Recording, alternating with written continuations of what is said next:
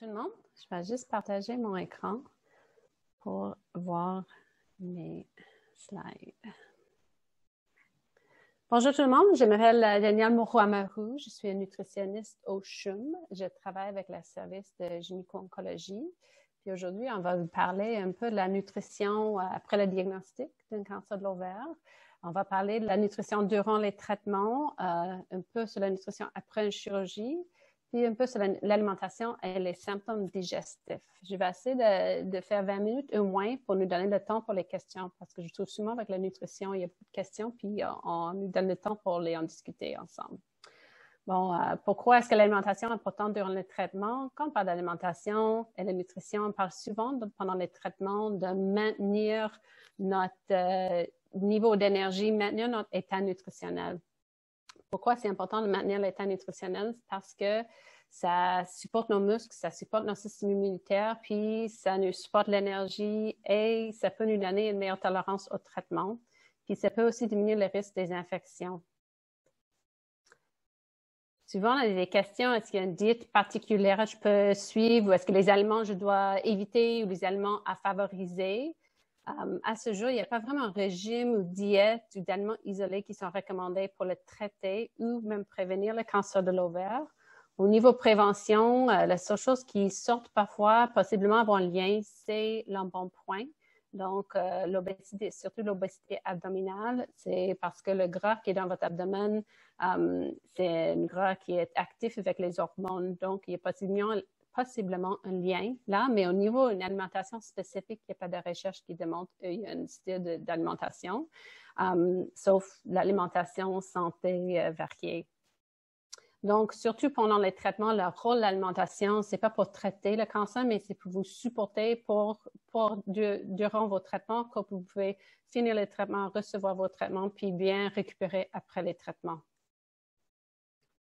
Donc, qu'est-ce qu'on fait avec la nutrition, l'alimentation? Bien, on veut vraiment obtenir nos besoins nutritionnels dans les traitements. L'objectif surtout est comme maintenir le poids.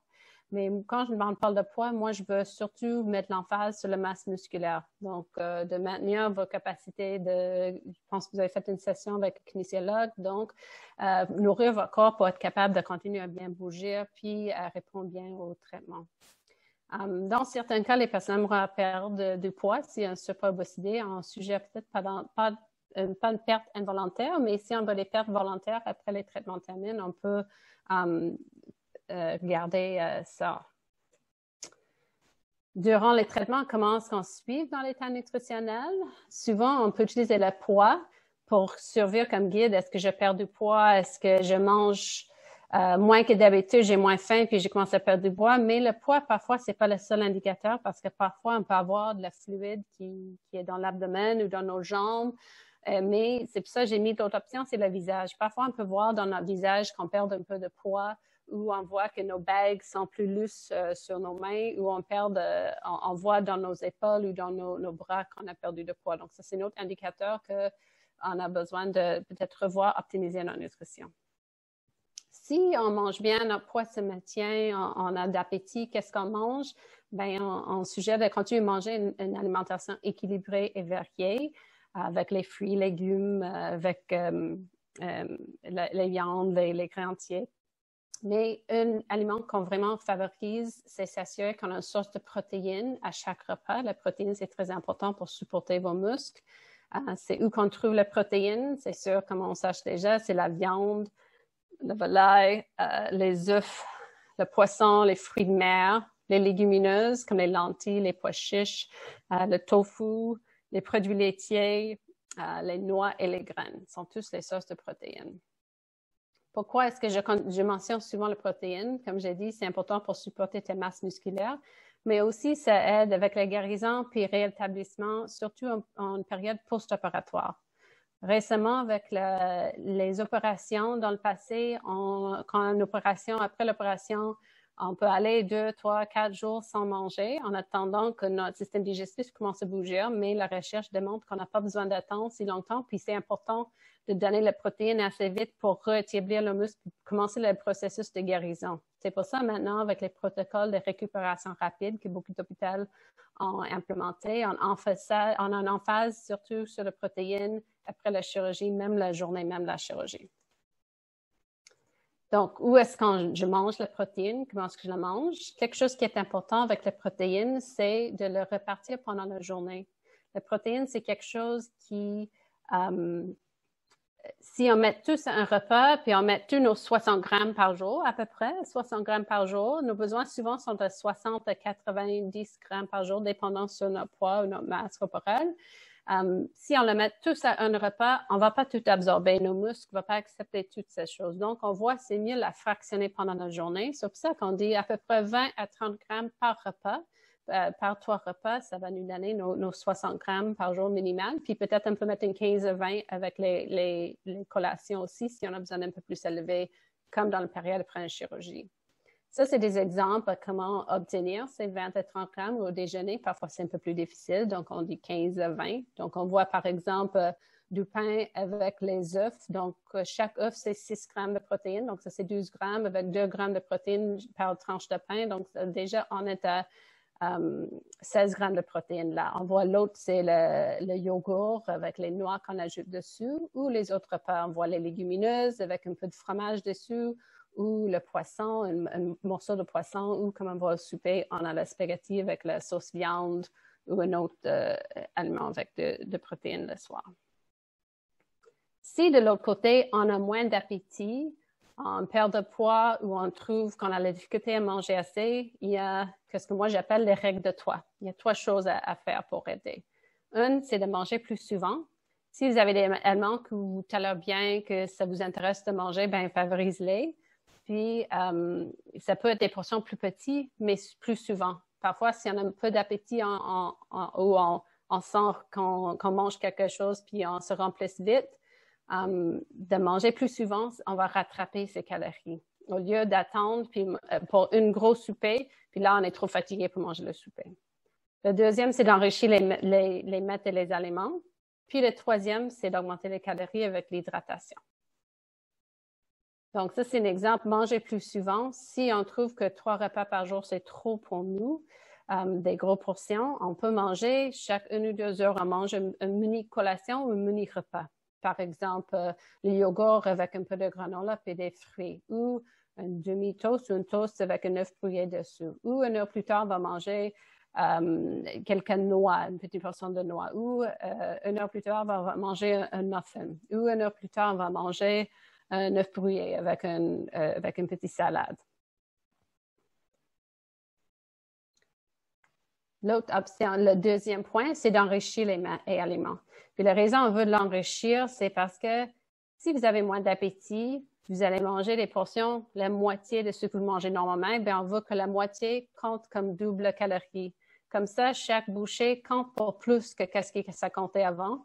Donc, quelques exemples ici. Si on a le yogourt avec les fruits, on va ajouter la protéine, on peut mettre un peu de protéine, ou on peut ajouter des calories et mettre un peu plus de miel, ou on ajoute un peu de crème dessus.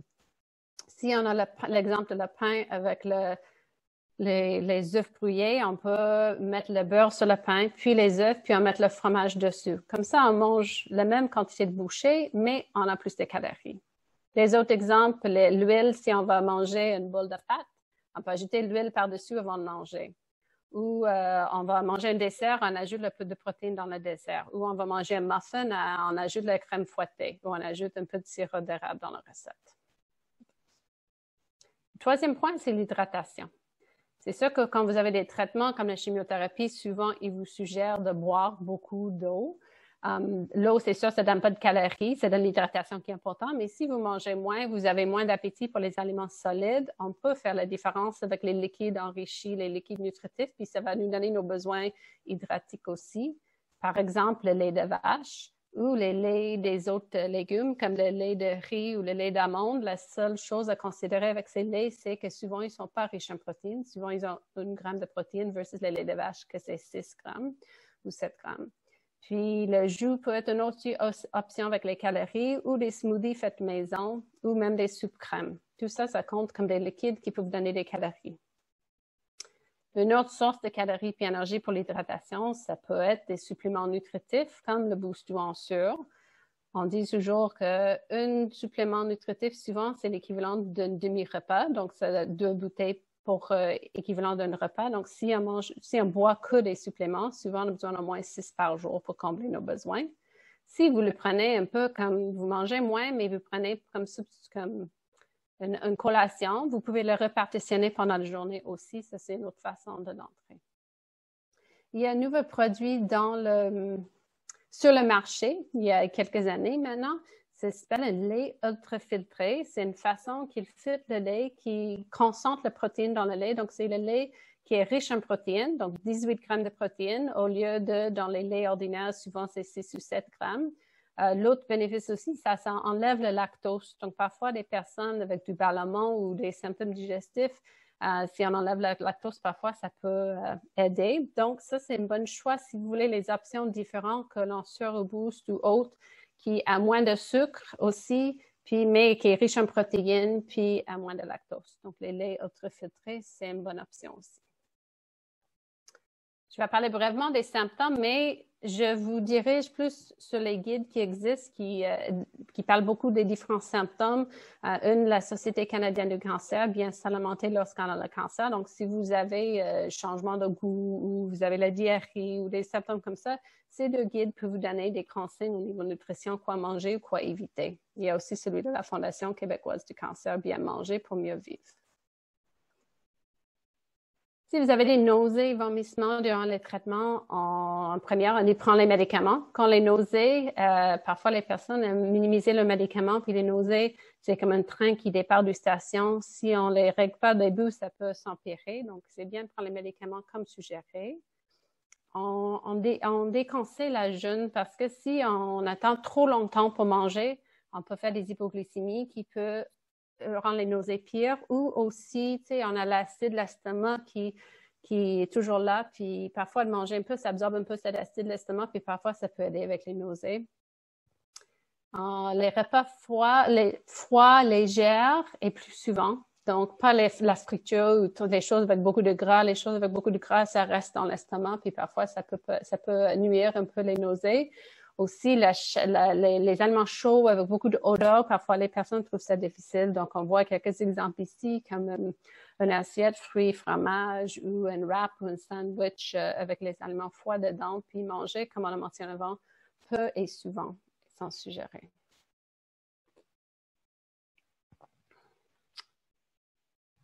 Bon, je parle vite. Donc, ici, les symptômes de subocclusion. Parfois, les personnes avec un cancer de l'ovaire peuvent avoir ces symptômes.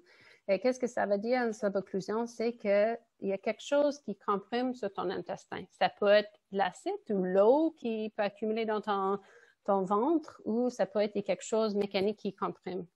Puis, qu'est-ce que les signes de ça? C'est vous devenez très ballonné après manger. Vous pouvez avoir l'alternance de diarrhée ou constipation, donc vous êtes constipé pendant plusieurs jours, puis vous avez un épisode de diarrhée liquide, puis là, vous retombez en constipation, ou vous avez des selles maigres comme un crayon, qui sont très maigres et sortent comme un calibre d'un crayon. Des autres symptômes peuvent être, vous avez quelque chose qui s'appelle une satiété précoce. Ça veut dire que vous avez faim, vous prenez 2-3 bouchées, vous sentez plein rapidement. Ou des nausées vomissements. Donc, ensemble, c'est simplement, ça peut dire qu'il y a quelque chose qui peut comprimer, qui peut-être presse le tuyau de ton intestin, puis c'est difficile pour la nourriture de passer. Si jamais vous avez des symptômes, ça vous inquiète, vous pouvez parler avec votre équipe médicale, mais au niveau alimentation, souvent dans ces situations, ce qu'on suggère, c'est de faire attention aux fibres. Normalement, quand on a la constipation, on prend les fibres parce que le rôle des fibres est on les mastique, on les avale, ça descend dans l'intestin, puis c'est comme une éponge, ça absorbe de l'eau, ça gonfle, puis ça donne des selles bien formées. Mais si le tuyau est comprimé, quand ça gonfle, ben ça peut vous donner un inconfort parce que c'est plus difficile pour les fibres de passer. Donc, si vous avez des symptômes dans cette situation, on a souvent dit de faire attention aux fibres, mais on ne veut pas que les personnes coupent les fibres s'ils n'ont pas les symptômes parce que souvent, les aliments qui sont riches en fibres sont des aliments santé puis des aliments qui donnent des bons micronutriments. C'est pour ça qu'on dit c'est vraiment seulement si vous avez des symptômes de faire attention aux fibres. Où est-ce qu'on trouve les fibres? Ben, on les trouve dans les grains entiers, le riz brun, les pâtes de grains entiers, le pain brun, On les trouve dans les légumineuses, donc les pois chiches, les lentilles, les fèves. On le trouve dans les crudités, les fruits et légumes, surtout dans la pellure puis les graines des fruits et légumes. Puis on le trouve aussi dans les noix, les graines et les fruits séchés. Donc parfois, des personnes disent, oui, mais si je coupe tous les fibres, qu'est-ce que je peux manger? Puis à ce moment, qu'est-ce qu'on mange? Ben, au lieu des grains entiers, c'est les aliments faits avec la farine blanche, le pain blanche, les crêpes, les muffins sans fruits ou grains ou noix dedans. Au lieu des légumineuses, on peut manger le tofu. On a le beurre de noix crémeux qui peut passer. Au niveau des fruits et légumes, ça dépend vraiment pour des symptômes. Si vous avez beaucoup de symptômes, c'est très inconfortable. On suggère plus le jus sans poudre. Mais si vous faites des sels puis ça passe, on peut avoir des fruits et légumes qui sont bien cuits, sans pellure ou grains. Et la pomme de terre pilée sans pellure, ça passe aussi. Et n'oublie pas, comme j'ai dit avant, n'oublie pas ton protéine. Donc, la viande, la volaille, les œufs, les poissons, les fruits de mer, eux, ils ne contiennent pas de fibres parce que eux, ils sont des aliments animaux. Puis, c'est juste dans ce cas-là, on suggère de les bien cuire avec beaucoup de sauce ou quelque chose que c'est facile de mastiquer puis ça devienne purée dans la bouche. C'est plus les aliments comme la charcuterie ou le bacon qui est difficile de mastiquer puis en purée dans la bouche qu'on déconseille. Et aussi, les produits laitiers sont permis. Il n'y a pas de fibres dans les produits laitiers. Parfois, les personnes trouvent s'ils favorisent les produits laitiers sans lactose. Ça peut aider avec le ballonnement au gaz, mais on veut non plus l'éliminer si on n'a pas besoin, si ça ne nous dérange pas, parce que ça peut éliminer beaucoup de choix riches en protéines si on prend seulement les produits laitiers sans lactose. Mon dernière petite recommandation, juste à souvenir, si vous êtes sous les traitements, de faire attention pour les toxines-infections alimentaires, de faire la bonne conservation, que les aliments qui doivent être conservés au frigo sont dans la bonne température, on les jette après 3 jours, on s'assure d'éviter la cross-contamination, la contamination croisée, puis on ne décongèle pas notre viande sur le comptoir, on décongèle au frigo ou au micro-ondes. Voici quelques références générales sur la nutrition que vous pouvez utiliser qui sont fiables. Il y a la Fondation québécoise du cancer puis Société canadienne du cancer qui ont des livrets, j'ai parlé d'eux. La Santé Canada parle plus pour prévention des toxines-infections alimentaires. Puis, Savourer Santé, c'est un site web avec les recettes puis des suggestions faites par les nutritionnistes partout au Canada, qui sont des très beaux livrets avec des belles images. Donc, je pense que j'ai parlé vite, mais j'aimerais nous donner une chance pour demander des questions. Donc, je vais arrêter le partage d'écran, puis on va donner du temps pour des questions. Oui, donc merci beaucoup Daniel pour la présentation. On va passer à la période questions-réponses. On en a reçu de 4 participantes, donc on va essayer avec le 10 minutes qu'il reste de toutes les adresser. On a reçu une question d'une participante qui n'a pas pu assister à la séance, mais elle souhaite avoir des conseils sur comment interagir avec la nourriture pour l'aider à être moins coincée dans ses muscles et articulations. Elle mentionne que son cancer de l'ovaire est de type granulosa et qu'elle a un cancer du sein qui est hormonodépendant. Donc, elle souhaite avoir plus d'informations sur le pic d'estrogène qu'elle aurait eu avant et maintenant qu'elle n'en a plus. Donc, elle souhaite avoir des conseils parce que ses choix sont limités. Oui, donc le choix au niveau les cancers hormonodépendants puis l'alimentation, c'est sûr que dans le passé, on avait beaucoup d'inquiétudes sur les aliments qui contiennent des phytoestrogènes. Donc, c'est des aliments qui contiennent des chimiques et des produits chimiques dedans qui sont similaires à l'estrogène. Donc, ils attachent à la récepteur d'estrogène, surtout dans les produits soy. La recherche, au début, c'était dans les souris, puis c'était vraiment hypothétique, mais on voit que, oui, ces estrogènes, ces phytoestrogènes, ils attachent le récepteur d'estrogène, mais ils ne sont pas aussi puissants que l'estrogène. Donc, maintenant, on pense que c'est plus une façon que ça bloque, que l'estrogène ne stimule pas. Donc, il y a toujours le débat, est-ce que c'est bénéfique, prévention, ou est-ce que c'est un risque? Puis la recherche qui vient de sortir démontre que c'est plus bénéfique, puis probablement plus protectrice que risque de manger quelques aliments qui ont les phytoestrogènes. C'est sûr, on ne suggère pas des suppléments, mais si vous mangez une portion de tofu ou vous avez un peu de grains de lin sur votre céréale, il n'y a pas de contre-indication à les incorporer un peu dans votre diète. Puis surtout, la source primaire de l'estrogène après qu'on a ménopause, c'est notre gras abdominal. Donc, quand j'avais mentionné le gras abdominal au début, ça, c'est notre source primaire d'estrogène quand on est post-ménopausé. Donc, c'est ça, d'avoir un poids santé, puis de manger santé, ça, c'est une autre option. J'espère que ça ne répond pas à sa question, mais je dirais qu'elle pourrait libéraliser un peu au niveau de ces aliments-là. Merci, Daniel. On a une autre question qui se demande, donc vous avez mentionné les études qui démontrent le lien entre le style d'alimentation et le cancer des ovaires. Il y a une participante qui se demande si c'est qu'il n'y a aucune étude qui a été faite sur le sujet ou que les études qui ont été faites n'ont pas été concluantes. Oui, c'est plutôt que la recherche n'est pas assez forte, mais si vous êtes quelqu'un qui aime lire la recherche, je peux vous dire le site web où il fait une revue de la littérature chaque 3-4 ans. C'est un site anglophone, malheureusement, mais je peux voir s'il y a un site francophone, mais ça, c'est le site international, c'est AICR, American Institute of Cancer Research. Puis c'est un site qui regarde toute la recherche, puis fait les recommandations, qu'est-ce que la recherche qui est forte, moins forte et très faible ou même négatif. Donc, ça, c'est un bon site. Puis oui, ils ont regardé la diète méditerranéenne, ils ont regardé des fruits et légumes, mais le problème avec la recherche et le cancer, c'est qu'on doit suivre une diète pendant 30 ans de quelqu'un pour voir l'impact. Puis, c'est très compliqué de rechercher ça. Mais oui, ils ont regardé, puis ils regardent la recherche qui existe. Mais pour l'instant, la recherche démontre qu'il n'y a pas de lien très fort qui sorte. Merci. Une autre question. Donc, que pensez-vous de prendre des vitamines ajustées à vos résultats de test, donc vitamines compound, car la plupart des gens sont déficients dans plusieurs vitamines. Elle mentionne, ma mère semble avoir eu des bons succès et énergie depuis qu'elle en prend après la chimiothérapie. Oui, ça dépend. C'est sûr que toute la recherche sur les vitamines et minéraux, on sait chaque année, il y a une nouvelle vitamine miraculeuse, mais après la recherche, on trouve toujours c'est quand ça traite une déficience.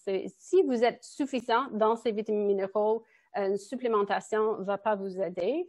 Mais si c'est vrai qu'on trouve une déficience, une carence dans ces vitamines et minéraux, de les supplémenter, ça peut aider. Le seul caveat qu'on dit, pendant les traitements de chimiothérapie, on évite les suppléments d'antioxydants, donc les gros doses de vitamine C, vitamine E, à cause de la façon que la chimio fonctionne. Une partie de ça, c'est de donner des oxydants. Donc, si on donne trop d'antioxydants comme supplément, ça peut peut-être réduire l'efficacité de le traitement. Mais c'est sûr, si vous avez une carence qui est découverte de le traiter, ça nuire pas. Merci, Daniel. Quels sont les bienfaits des graines germées après la chimiothérapie? Est-ce que c'est une bonne source d'alimentation?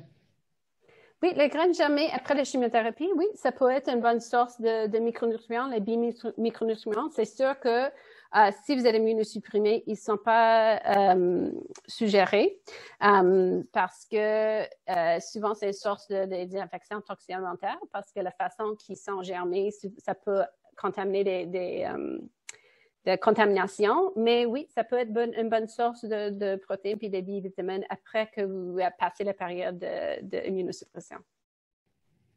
Et j'ai une dernière question. Il nous reste aussi quelques minutes. Donc, si jamais vous avez des dernières questions à poser, vous pouvez les entrer tout de suite.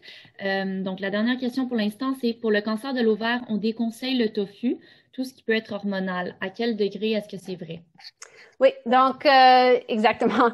Ça, c'est quelque chose qui existait il y a quelques années. On était très inquiets pour ça, mais maintenant, on trouve la recherche que vous pouvez prendre le tofu. La Société canadienne du cancer dit jusqu'à 2 à 3 portions par jour. Donc, ça c'est considéré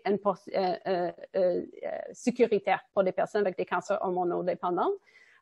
Donc, oui, c'est plus quelque chose qui est déconseillé nécessairement. Comme j'ai dit en avant, c'est un peu ça contient des phytoestrogènes, mais c'est pas dans des gros doses. C'est probablement votre corps, comme on dit, le gras de le corps probablement produise plus. Et parce que ça tâche moins forte que l'estrogène lui-même, que ça peut protéger parce que ça prend la place pour que l'estrogène ne peut pas attacher lui-même. Donc, on dit maintenant que vous pouvez manger un peu de tofu si vous voulez une portion ou quelques fois par semaine. C'est pas déconseillé. Parfait, merci. On a une autre question. Donc, suite à la chimiothérapie, il y a la décalcification osseuse. Comment est-ce qu'on peut augmenter le calcium par l'alimentation? Calcium par l'alimentation, oui. Ben, c'est sûr que le calcium par l'alimentation, les produits laitiers, c'est une bonne source aussi. Il y a des légumes qui donnent, mais c'est des grosses quantités qu'on doit prendre pour en avoir assez. Mais normalement, c'est des produits laitiers qui donnent la majorité de nos sources de calcium. Aussi, les os des poissons. Tu sais, parfois, des personnes mangent, tu sais, la canette de saumon avec les os dedans. Ça, c'est une autre source de calcium. Mais la plupart du temps, c'est dans le produit laitier qu'on a le calcium dans notre alimentation. Puis les légumineuses, parfois, peuvent être notre source.